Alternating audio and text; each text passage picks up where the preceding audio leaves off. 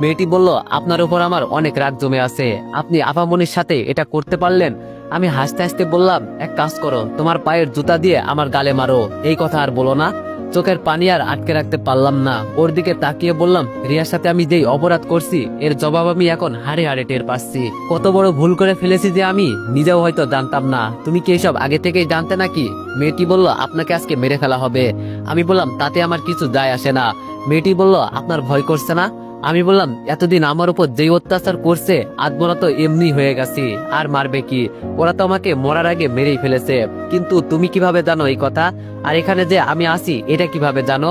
মেয়েটি বলল, আমি আজকে ওদের বাসায় কাজ করার সময় শুনেছি আপনাকে এখানে রাখা হয়েছে আর মেরে ফেলা হবে আজকে। আমি ভাইয়ার ফোনে আপনাকে দেখে বুঝে গেছি যে আপনি আপুর সাথে। আমি বললাম, থাক, আর বলা লাগবে না, আর আমাকে লজ্জা দিও না, চলে যাও তুমি এখান থেকে। মেয়েটি বলল, আমি আপনার কাছে মাপ চাইতে এলাম। সেই দিন আপনার সাথে আমি খুব বড় অন্যায় করে ফেলেছি, টাকার কারণে আমাকে এইসব করা লাগছে। আমি বললাম, থাক, আর বলতে হবে না, বুঝতে পারছি। মেয়েটি বলল, আমি এখানে লুকিয়ে এসেছি, আপনার হাতে পায়ের বাঁধন আমি খুলে দিই, আপনি এখান থেকে পালিয়ে যান। আমি বললাম, না না, এমন ভুল আর করবো না, জীবনে অনেক ভুল করছি, আর না, তুমি চলে যাও, আমার কোনো সাহায্য লাগবে না। মেয়েটি বলল, আমাকে মাফ করছেন তো সেই দিনের জন্য? আমি একটা হাসি দিয়ে বললাম, আমার কাছে মাপ চেয়ে কি করবে, আমি তো এমনি মারা গেছি। আচ্ছা যাও, তাও যেহেতু এত কষ্ট করে এখানে আসছো, যাও, তোমাকে মাফ করে দিলাম, তোমার উপর আমার তেমন কোনো রাগ অভিমান নেই। মেয়েটি বলল, আপনাকে দেখে আমার খুব খারাপ লাগছে। আমি বললাম, আজকাল খারাপ দিনকাল যাচ্ছে আমার, এক কাজ করো। মেয়েটি বলল, ভাইয়া বলেন। আমি বললাম, ভাইয়া ডাকবেন না, ভাইয়া ডাকার উপযুক্ত আমি নই। মেয়েটি বলল, এভাবে বলছো কেন? আমি বললাম, আমার আম্মুর কাছে গিয়ে বলবে তুমি আমার কাছে 20,000 টাকা পাও, কিন্তু আমি চলে যাওয়ার কারণে দিতে পারছি না, এটা বললেই ওনারা তোমাকে টাকা দিয়ে দিবে। মেয়েটি বলল, আমি টাকা দিয়ে কি করব ভাইয়া? আমি বললাম, তোমার স্বামীর ব্লাড ক্যান্সার, কাজে লাগতে পারে, এছাড়া আমি তোমাকে আর কোনো সাহায্য করতে পারলাম না, মাফ করিও আমাকে। হঠাৎ করে আবার কিসের শব্দ শোনা গেল, হয়তো ওরা চলে আসছে। আমি বললাম, তুমি তাড়াতাড়ি এখান থেকে চলে যাও, ওরা সবাই মনে হয় চলে আসছে। মেয়েটি বলল, কিন্তু আপনি? আমি বললাম, আমার চিন্তা তোমাকে করতে হবে না, যা হবার তো হবেই, অপরাধ যেহেতু করছি এর শাস্তি তো পেতেই হবে। দেখতে দেখতে মেয়েটাও চলে গেল। টাকার কারণে মানুষ কত কি করে, আজকে এই মেয়েটাকে না দেখলে বুঝতে পারতাম না। আর রাসেল ও সুযোগ নিল।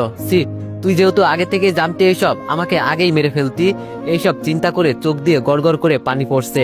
ভাই, বেঁচে থাকার খুব ইচ্ছে, এই দুনিয়ার আলো দেখার খুব ইচ্ছে ছিল আমার। মনে করেছিলাম একটা বিয়ে করে খুব সুখে শান্তিতে সংসার করব। তার আগে যে আমার জীবনে বড় ঝড় আসবে আমি জানতাম না। অন্যকে দোষারোপ করে কি হবে? আমার বিপদ তো আমি নিজেই ডেকে আনছি, এখানে তো কারো হাত ছিল না। আজকের পর থেকে এই পৃথিবীর আলো দেখতে পারবো না, এটা চিন্তা করে খুব কান্না পাচ্ছে। বেঁচে থেকেও আর বাঁচতে পারলাম না বুঝি। কিরে, এভাবে কান্না করলে তুই বাঁচতে পারবি বলে তোর মনে হয়? তাকিয়ে দেখি রাসেল চলে আসছে। আমি মাথা নিচু করে বললাম, কি করব ভাই, কান্না তো করতে চাই না, কিন্তু কেন যে চোখ দিয়ে আপনা আপনি পানি পড়ছে। রাসেল অসহায় চোখে আমার দিকে তাকিয়ে বলল, আমার বোন কি অপরাধ করছিল তোর সাথে যে তুই আমার বোনের এত বড় ক্ষতি করলি?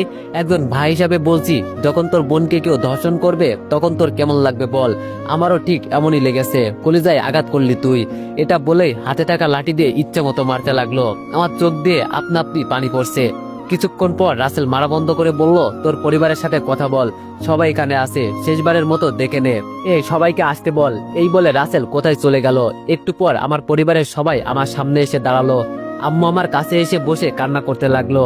আমার মুখ থেকে কোনো কথা বেরোচ্ছে না, কি বলবো আমি? যেখানে আমি আমার আম্মুকে কখনো কান্না করতে দেখি নাই কোনোদিন, সেখানে আমার জন্য আজকে আম্মু কান্না করছে। আমার তো এখন মরে যাওয়াই উচিত। আম্মু বলল, এটা তুই কিভাবে করলি বাবা?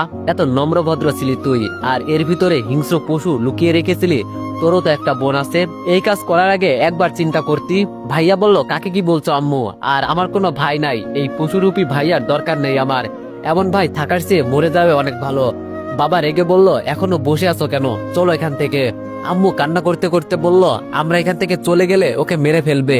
এভাবে বলো না, ও তোমার পেটের সন্তান, কিভাবে রেখে যায়? বাবা আম্মুকে তুলে বলল, এমন সন্তান থাকার চেয়ে মরে যাওয়াই অনেক ভালো। একবার আমাদের কথা চিন্তা করছে বলো তুমি? মাথা নিচু করে বললাম, আম্মু যার আগে একটা কথা বলি, রাসেল ভাইয়ার বাসার কাজের বুয়া আমার কাছে 20,000 টাকা পাই, দিয়ে দিও। শেষবারের মতো তোমার কাছে এটাই চাওয়া আমার, আর হয়তো কোনোদিন কিছু চাইবো না তোমার কাছে।